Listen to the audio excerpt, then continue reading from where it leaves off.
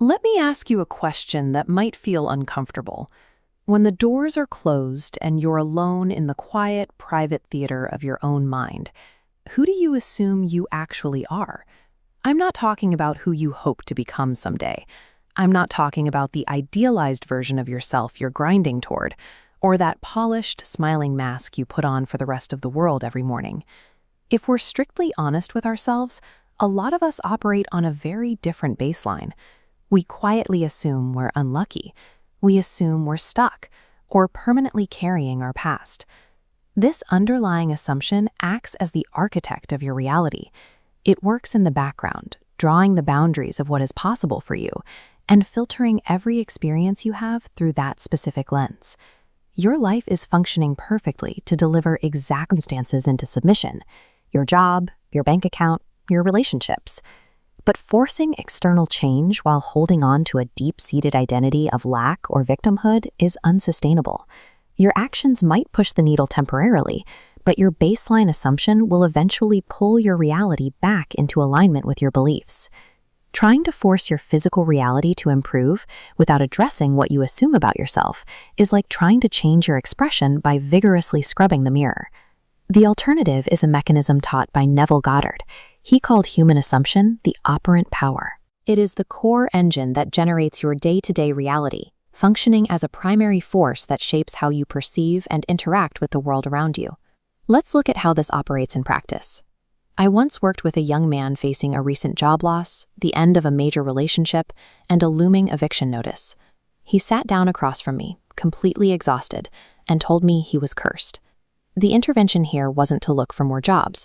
It was to stop hoping for a better future, as hope implies that your goal is perpetually out of reach. Instead, he was instructed to assume the present physical feeling of the wish fulfilled. Every single night, he performed a specific mental exercise.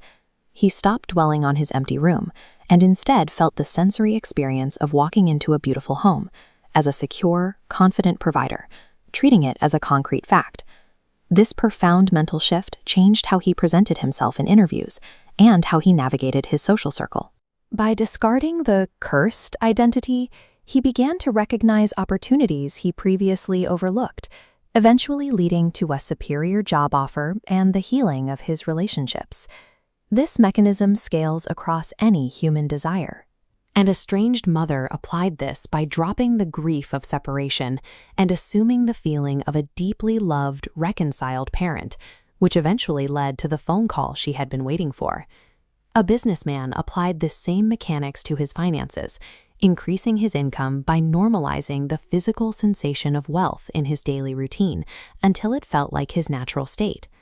A student navigated a chronic illness by assuming the identity of perfect health, allowing their daily focus to move away from symptoms and toward the vitality of their new baseline. This process is distinct from toxic positivity or frantically lying to yourself to feel better.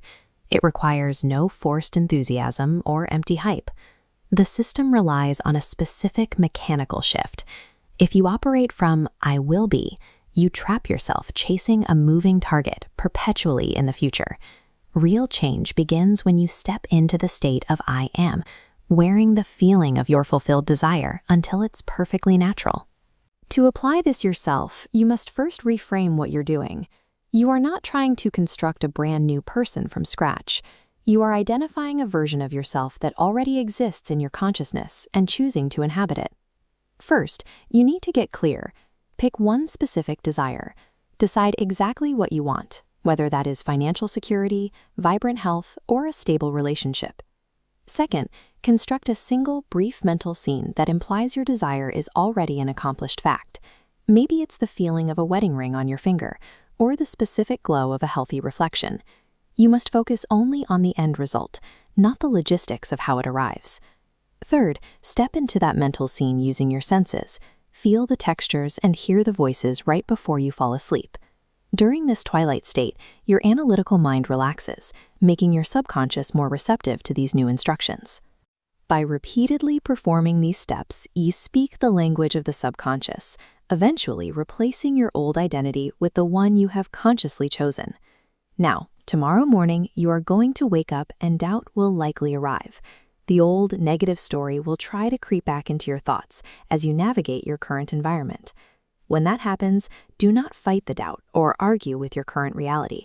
Just acknowledge the thought and gently pivot your focus back to the physical feeling of the wish fulfilled. It is strict consistency in your inner state that causes an assumption to harden into fact. By maintaining this identity regardless of what the outside world shows you, you allow reality to rearrange itself. The decision is yours to make tonight. Choose your new identity. Drop into the comments right now and declare exactly what you are assuming for yourself starting today. Subscribe to the channel, live from the end, and watch your reality catch up. I'll see you in the next one.